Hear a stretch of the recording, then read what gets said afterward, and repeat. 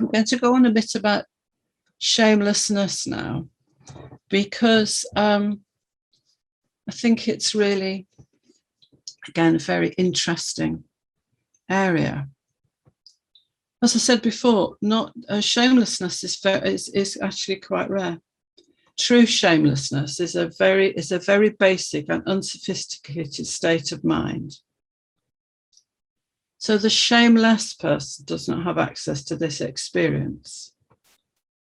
They've not developed emotionally sufficiently to have relationships where another person really matters. So it's not so much they don't care what anyone else thinks, it's that they can't care.